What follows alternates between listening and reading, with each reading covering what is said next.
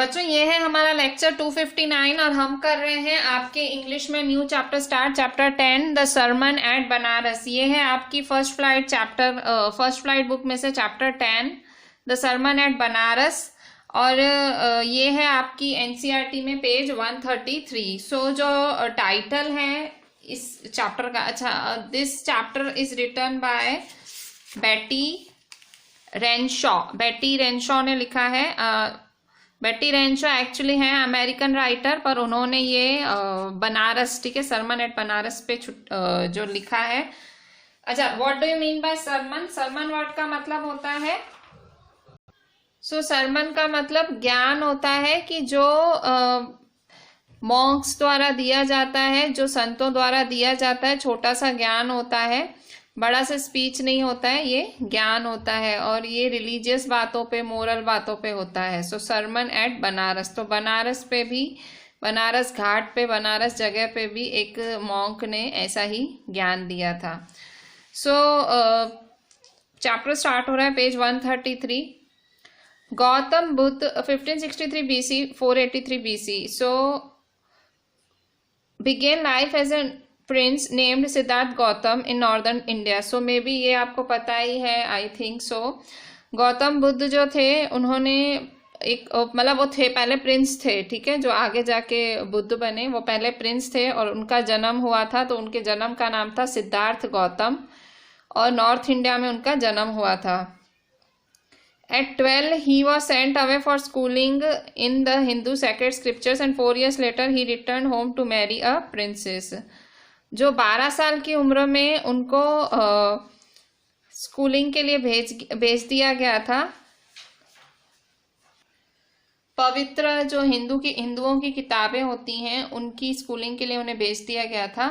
4 साल बाद वो वापस आए और उन्होंने एक रानी से शादी कर ली, और फिर उन्हें एक बेटा हुआ, और उन्होंने 10 साल तक ये जो बैफिटेड रॉयल्टी है, मतलब एक जो अमीरी शानो शौकत वाली लाइफ जी, क्योंकि राजा थे। 10 साल तक, शादी के बाद भी वो 10 साल तक वो मतलब वैवाहिक जीवन, मैरिड लाइफ उन्होंने एंजॉय की। At about the age of 25 the prince heretofore shielded from the sufferings of the world while out hunting chanced upon a sick man। जब वो 25 साल के थे, heretofore का मतलब इससे पहले तक, ठीक है। 25 साल की उम्र से पहले तक heretofore shielded मतलब उन्हें बचा के रखा गया था, प्रोटेक्ट करके रखा गया था, from the sufferings of the world, मतलब दुनिया में जो भी दुख तकलीफें हैं, जब तक वो 25 साल के हुए थे, तब तक उनको पता ही नहीं था दुनिया में दुख और तकलीफें भी होती हैं। एक बारी वो हंटिंग करने गए, राजा थे, एक बारी हंटिंग करने गए, शिकार करने गए, और बाय चांस अपॉन मतलब बाय चांस वहाँ हंटिंग के दौरान उन्हें एक बीमार आदमी दिखा, फिर एक बूढ़ा आदमी दिखा, और फिर उन्हें एक फ्यूनरल प्रोसेशन दिखा, जो भाई मुर्दे को ले जा रहे थे, एंड फाइनली अ मॉन्क, और लास्ट में उन्हें एक साधु दिख गया जो कि बेगिंग फॉर आर्म्स, जो भिक्षा मांग रहा था, ठीक है। बैग कर रहा था, वैसा साधु दिखा।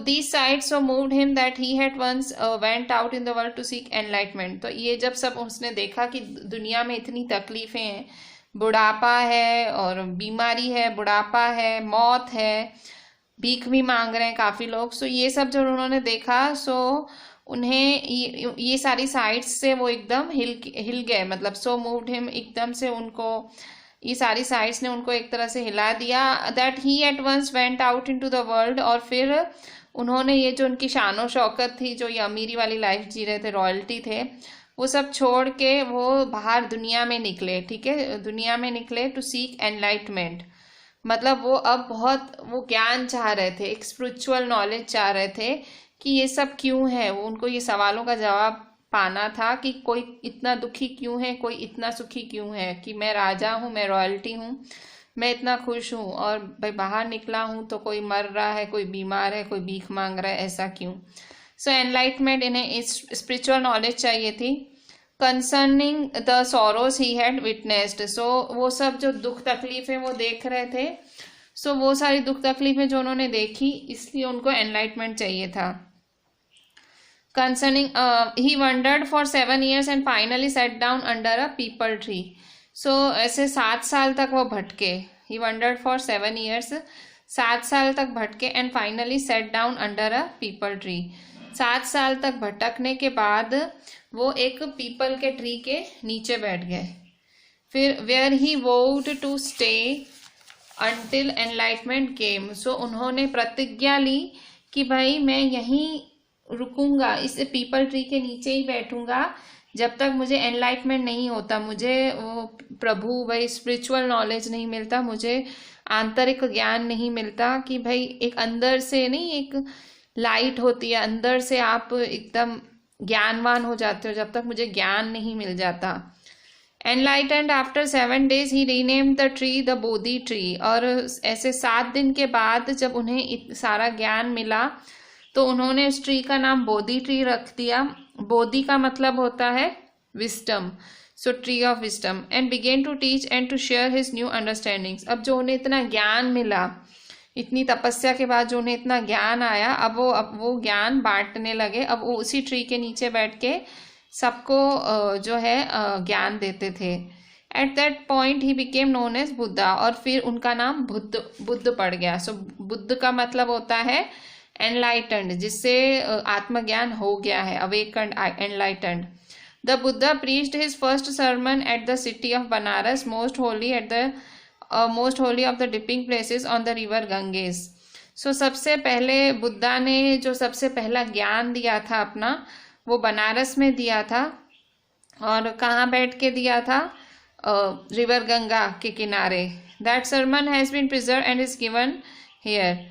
सो जो उन्होंने वो ज्ञान दिया था वो आज तक मतलब वो संभाल के रखा गया है, उनका वो सरमन, वो ज्ञान, और यहाँ नीचे शेयर किया गया है. It reflects Buddha's wisdom about one inscrutable kind of suffering. So ये दिखाता है बुद्धा का विजडम, उनकी जो समझदारी दिखाता है. ऐसी मतलब उन्होंने ऐसी समझदारी दिखाई इस किस्से में, मतलब कोई पीड़ित था, किसी कोई तकलीफ थी जो समझ ना सके, वो अपनी, देखो कभी पीड़ा आ जाती है, तकलीफ आ जाती है तो हमें कुछ समझ नहीं आता. सो बुद्धा ने अपनी समझदारी से कैसे सामने वाले को समझ दी. सो ये उसी पे ही है. यहाँ पे कुछ मीनिंग्स हैं आपके इसी पेज पे. So just look at those meaning. यहाँ पे भी थे पेज नंबर 133 पे. Chanced upon, came across by chance, enlightenment a state of high spiritual knowledge. Next paragraph, next page पे सरमन मतलब रिलीजियस और मोरल टॉक, ठीक है, ज्ञान की बात मतलब. Dipping places, bathing. Inscrutable, something which can not be understood. Repaired, went to, ठीक है. सो यहाँ पे एक स्टोरी दी गई है किस्सा गौतमी की, पेज 134 पे. किस्सा गौतमी. सो Kisa Gautami had an only son. किस्सा गौतमी जो थी उनको एक ही लड़का था. एंड ही डाइड, एक ही इकलौता लड़का था और वो मर गया. In her grief, she carried the dead child to all her neighbors, asking them for medicine, and the people said, "She has lost her senses. The boy is dead." अब क्या हुआ? लड़का मर गया, इकलौता एक ही बेटा था, वो मर गया. उनकी दुख में किस्सा गौतमी अपने मरे हुए बेटे को अपनी गोदी में उठा के अपने नेबर्स के पास ले गई. हर एक नेबर का दरवाज़ा खटकाया और उनको अपना मरा हुआ बच्चा दिखाया और उनको बोला कि मेरे बच्चे के लिए कोई दवाई दे दो, कोई मेडिसिन दे दो. तो लोगों ने कहा कि she has lost her senses. बेटे की मौत के गम में ये पागल हो गई है. द बॉय इज डेड, बेटा मर चुका है. एट लेंथ किस्सा Gautami met a man who replied to her request, I can not give the medicine for the child but I know a physician who can. So थोड़ा और आगे गई तो एक आदमी मिला जिसने उसको कहा कि मैं तेरे को मेडिसिन तो नहीं दे सकता इस बच्चे के लिए, पर मैं एक फिजिशियन जानता हूँ. भाई एक मैं बहुत ही डॉक्टर, बहुत अच्छा डॉक्टर जानता हूँ, फिजिशियन जानता हूँ जो तेरे बेटे को ठीक कर सकता है. And the girl said, pray tell me sir who is it. And the man replied, go to Sakya Muni the Buddha. सो अब वो औरत जो किस्सा गौतमी है वो कहती है pray tell me sir, so pray means please tell me sir, who is it, कौन है वो, and the man replied go to Sakya Muni, so सक्य मुनि के पास जाओ जो बुद्ध हैं, ठीक है। Kisa Gotami repaired to the Buddha and cried, repaired मतलब went to, so Kisa Gotami Buddha के पास गई और वहाँ जाके रोई। उन्होंने कहा कि Lord and master give me the medicine that will cure my boy, कि प्लीज मेरे बेटे के लिए मेडिसिन दो जो मुझसे ठीक कर दे। The Buddha answered I want a handful of mustard seed, and when the girl in her joy promise to procure it, the Buddha added the mustard seed must be taken from a house where no one has lost a child, husband, parent or friend. अच्छा, अब बुद्धा ने कहा ठीक है, answer किया कि मुझे मुट्ठी भर मस्टर्ड सीड लाके दो, मुट्ठी भर मस्टर्ड सीड मतलब सरसों लाके दो, राई, ठीक है, राई बोलते हैं, मुझे मुट्ठी भर राई लाके दो। तो वो किस्सा गौतमी खुश हो गई और उसने कहा कि हाँ हाँ मैं लाके देती हूँ। तो बुद्धा ने इस चीज पे एक एडिंग किया, बोले कि ये सरसों मस्टर्ड सीड उस घर से आना है, उस घर से आना चाहिए जहाँ पे किसी ने बच्चा नहीं खोया है, किसी ने बच्चा नहीं खोया है, किसी ने पति नहीं खोया है, किसी ने अपना पेरेंट नहीं खोया है, किसी ने अपना दोस्त नहीं खोया है। ये सरसों, ये मस्टर्ड सीड मुझे उस घर का चाहिए। अब आप ध्यान से देखो, ये मस्टर्ड सीड उस घर का चाहिए जहाँ किसी ने कोई बच्चा नहीं खोया है, किसी ने कोई पति नहीं खोया है, किसी ने पेरेंट नहीं खोया है, किसी ने फ्रेंड नहीं खोया है। सो पुअर, अभी देखो और कोई नहीं, मतलब हस्बैंड, बच्चा या पेरेंट, ठीक है। सो ऐसे घर से लाओ, मतलब इन शॉर्ट भाई जिसके घर में कोई मृत्यु ना हुई हो वैसे घर से लाके दो। Poor Kissa Gautami now went from house to house, and the people pitied her and said, here is mustard seed, take it. But when she asked, did a son or daughter, a father or mother die in your family? They answered her, alas, the living are few, but the dead are many. Do not remind us of our deepest grief. And there was no house, but some beloved one had died in it. अब क्या हुआ, जो किस्सा गौतमी है अब घर घर गई, अब लोगों को भी दया आ गई, सब सरसों निकाल के दे रहे थे, मस्टर्ड सीड निकाल के दे रहे थे। पर जब उसने पूछा कि क्या आपका कोई बेटा या बेटी, माँ या बाप, कोई भी मरा है आपके घर में, तो उन्होंने आंसर किया दुख से कि हाँ मरे हैं, बहुत मरे हैं, हम जी कुछ लोग रहे हैं, मरे तो बहुत ज़्यादा हैं हमारे घर में, हमको हमारी तकलीफ़ों की याद मत दिलाओ ये पूछ के। और फिर कोई ऐसा कोई घर नहीं था कि जहाँ पे कोई अपना किसी की डेथ ना हुई हो, कोई ऐसा घर नहीं था जहाँ किसी अपने की डेथ ना हुई हो। Kissa Gautami became weary and hopeless and sat down on the wayside watching the lights of the city as they flickered up and were extinguished again. Weary का मतलब tired, थक गई और बिल्कुल निराश हो गई और एक सड़क के किनारे आके बैठ गई और वहाँ पे सिटी की लाइट्स देख रही थी, मतलब अपने शहर की लाइट्स देख रही थी। और वो लाइट्स एट दे फ्लिकर्ड अप मतलब एकदम टमटमा रही थी, मतलब ऐसे फड़क रही थी। एंड वर एक्सटिंग्विश्ड अगेन, ठीक है, मतलब फिर बुझ गई। सो फिर लास्ट में darkness of the night rained everywhere, चारों तरफ अंधेरा ही अंधेरा था। सो उसको लगा कि यही, and she considered the fate of man that their lives flicker up and are extinguished again. So उसको लगा यही हम इंसानों की भी नियति है, यही हमारी किस्मत भी है कि हमारी हमारी जो लाइफ्स हैं पहले जगमग होती हैं, फ्लिकर होती हैं एंड लास्ट में वो बुझ जाती हैं। And she thought to herself, उसने क्या सोचा, उसको फिर आत्मज्ञान हुआ। She thought to herself, how selfish am I in my grief, death is common to all. उसने सोचा कि मैं अपने दुख में इतनी ज़्यादा स्वार्थी हो गई थी कि ये जो मरण है, डेथ है, वो तो सबको आती है। Death is common to all, yet in this valley of desolation there is path that leads to him to immortality who has surrendered all selfishness. So भले ही इतनी ज़्यादा दुख हैं, तकलीफ़ें हैं, yet in this valley of desolation, इतनी ज़्यादा दुख तकलीफ़ें हैं, पर एक पाथ है, एक रास्ता है जो हमें इमॉर्टैलिटी की तरफ ले जाता है। इमॉर्टैलिटी मतलब अमरता, हम अमर बन जाते हैं अगर हम हमारे सारे स्वार्थ त्याग दें। सो यहाँ बहुत दुख है, तकलीफें हैं, पर एक रास्ता है जो आपको अमर बना देता है अगर आप निस्वार्थ हो जाओ। The Buddha said the life of mortals in this world is trouble and grief and combined with pain. So Buddha कह रहा है इस मतलब जीवन में मतलब सबको मरना ही है। सो उन सबकी लाइफ में तकलीफें हैं, छोटी है सबकी लाइफ और सब में पेन भी है, ठीक है। अगर आपकी लाइफ है तो तकलीफें भी हैं, ऑब्वियसली एक अंत भी होगा लाइफ का, और पेन भी है। For there is not any means by which those that have been born can avoid dying. So ऐसा कोई तरीका नहीं है आप पैदा हुए हो और मरने मतलब आप अपनी मौत को रोक सको, ऐसा कोई तरीका नहीं है। अगर एक बुढ़ापा आ जाता है तो मौत है। सो अगर वैसे भी मौत आ जाती है। Of such a nature are living beings. So यही लिविंग बींग्स का यही नेचर है, मतलब यही है कि आप अगर आए हैं तो आपको जाना है। As ripe fruits are early in danger of falling, so mortals when born are always in danger of death। मतलब जैसे ही फल पकते हैं पेड़ों पे, तो जब पके हुए फलों को हमेशा गिरने का खतरा रहता है, पक गए उनके बाहर से वो गिर जाते हैं, वैसे ही जो आए हैं उन्हें कभी ना कभी जाना है। उन पे मौत का मतलब आप जिस दिन से पैदा हुए हो उस दिन से आपकी जो डेथ है वो फिक्स है।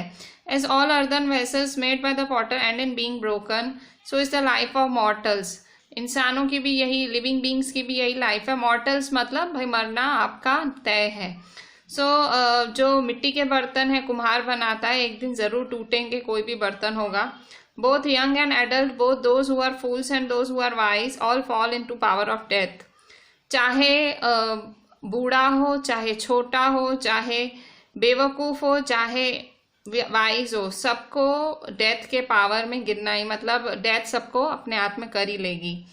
सो of those who overcome by death depart from life, a father can not save his son nor kinsmen their relations.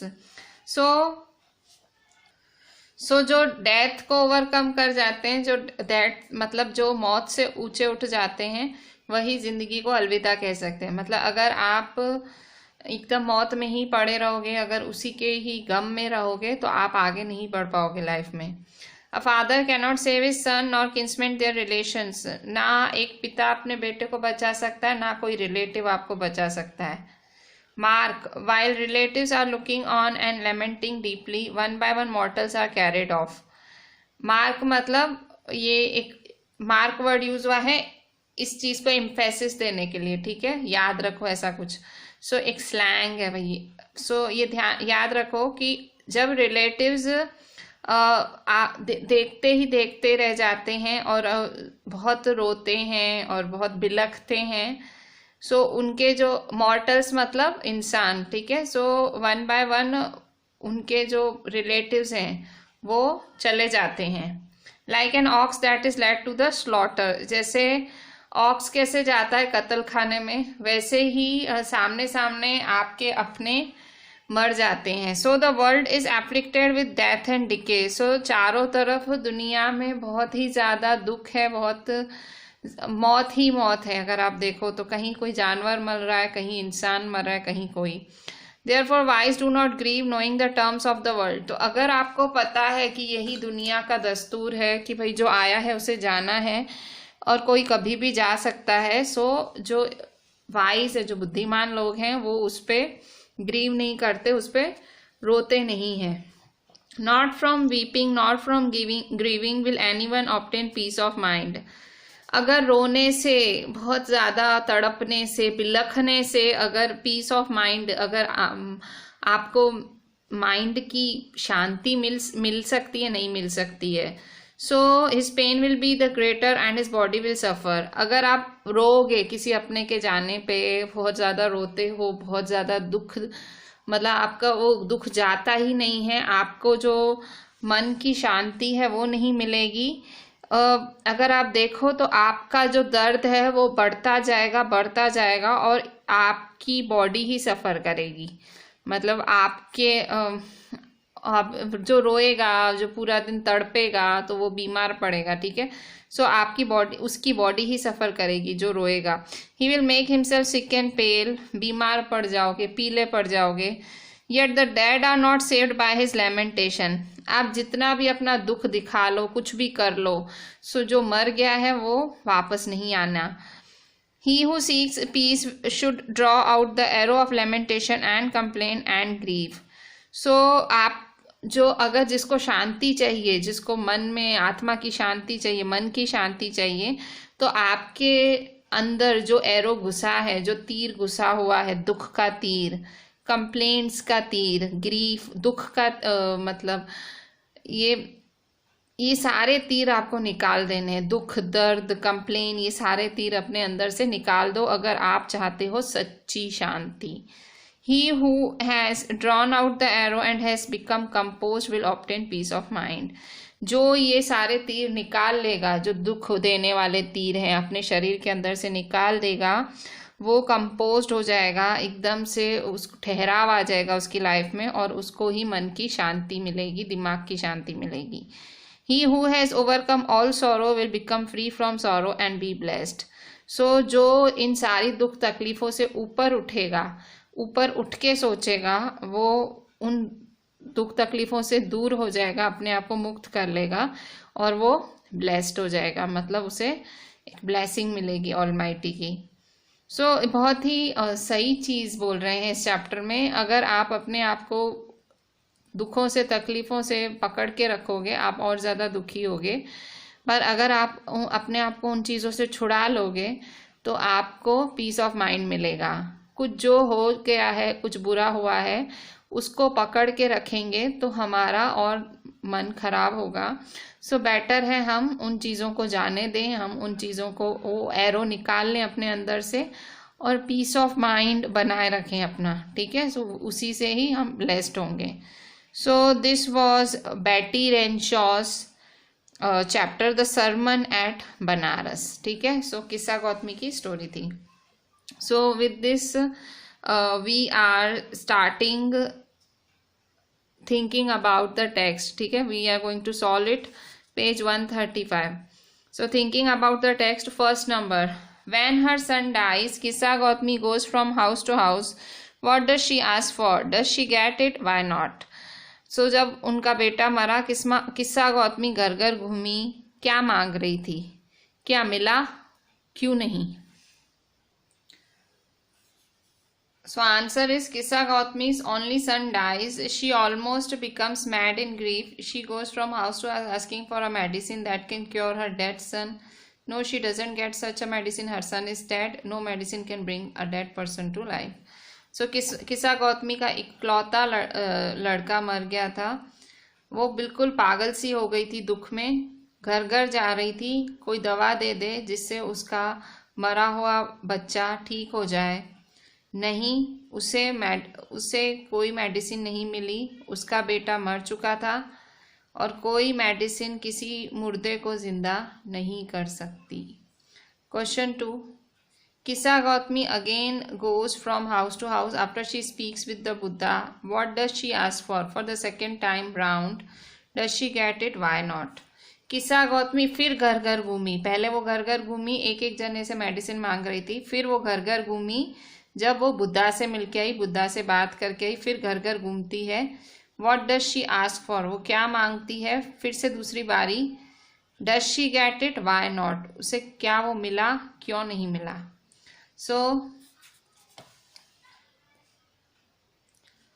after she speaks with the Buddha, she goes from house to house again. So Buddha से बात करके वो घर घर जाती है, फिर से घर घर जाती है, और she goes from house to house again. This time she asks for a handful of mustard seeds. So इस बारी बुद्धा से बात करके जब वो घर घर जाती है, तो इस बारी वो मस्टर्ड सीड्स की मुट्ठी, मतलब मुट्ठी पर सबसे सरसों मांगती है।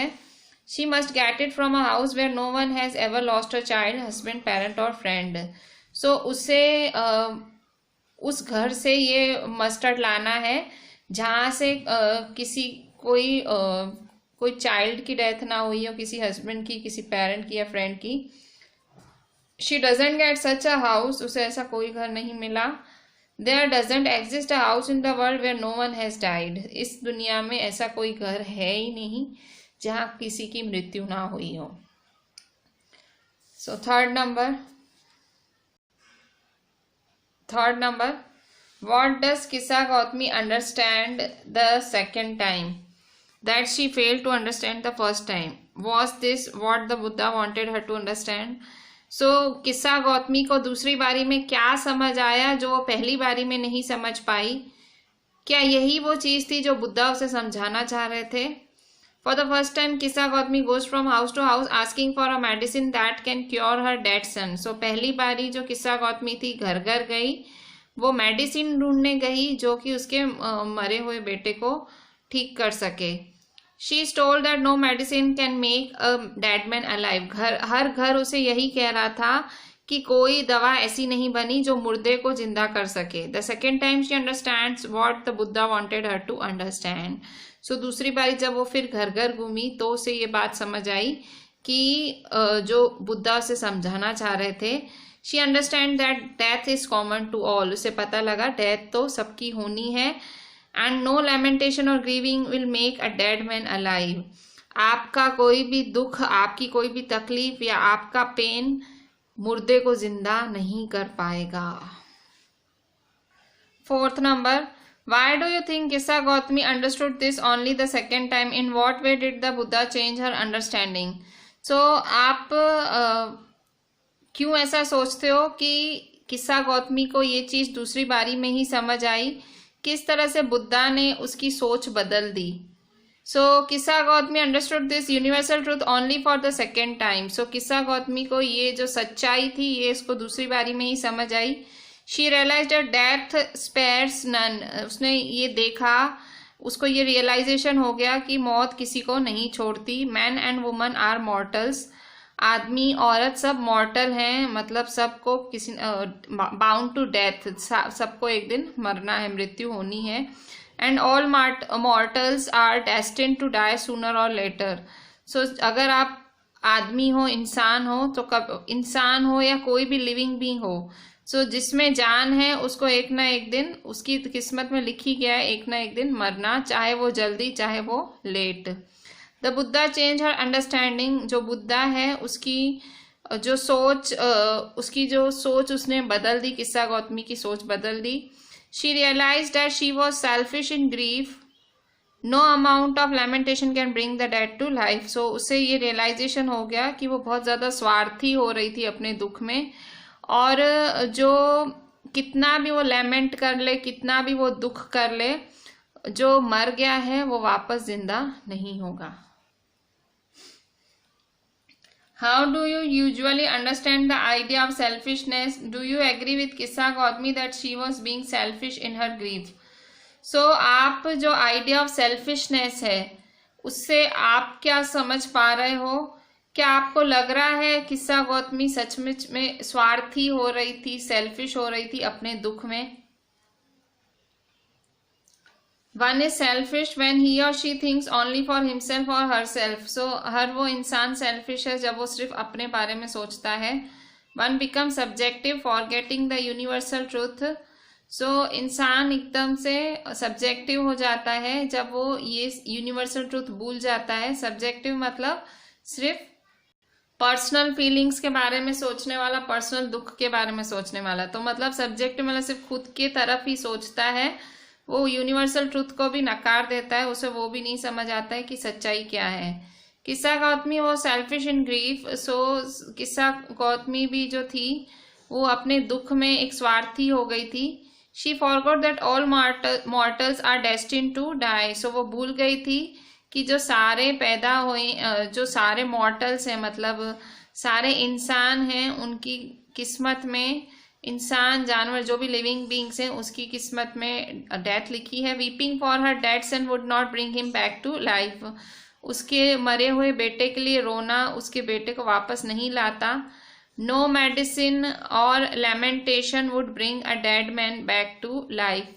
सो कोई मेडिसिन, कोई लैमेंटेशन, मतलब कोई मेडिसिन या कोई दुख, लैमेंट करना, दुख करना, किसी मुर्दे को वो वापस लाइफ नहीं दे सकता।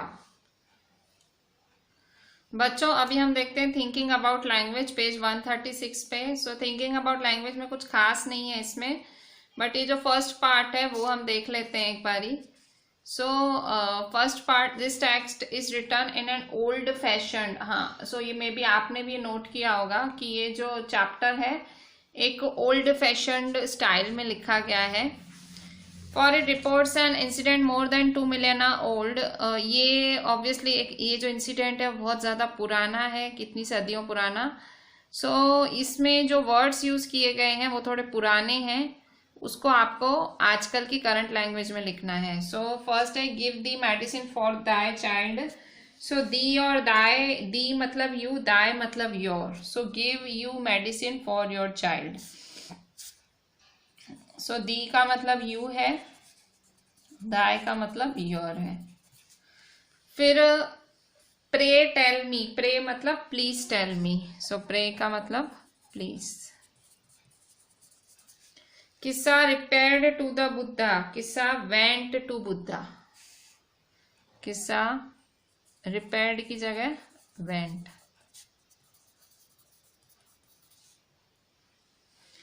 There was no house but someone had died in it. कोई घर नहीं था बट समवन, अच्छा ये भी एक पुराना वर्ड है। समवन की जगह हम क्या लिख समवन की जगह हम क्या लिख सकते हैं? ये यहाँ पे बट इटैलिसाइज किया हुआ है, सो बट की जगह हम वेयर लिख सकते हैं। बट मीन्स वेयर है, तो ये बहुत ही ओल्ड इंग्लिश यूज हुई है। There was no house where someone had died in it. Kinsman का मतलब रिलेटिव्स या रिलेशंस। मार्क वर्ड होता है लुक या देखो, लिसन, ठीक है। सो ये सारे ओल्ड वर्ड्स हैं जो कि हम आज करंट लैंग्वेज में इस तरह से यूज किए जा सकते हैं। So with this I am ending this chapter, the sermon at Banaras. The whole chapter is explained, the question answers are discussed. So just write each and everything properly and WhatsApp me the entire thing. Thank you.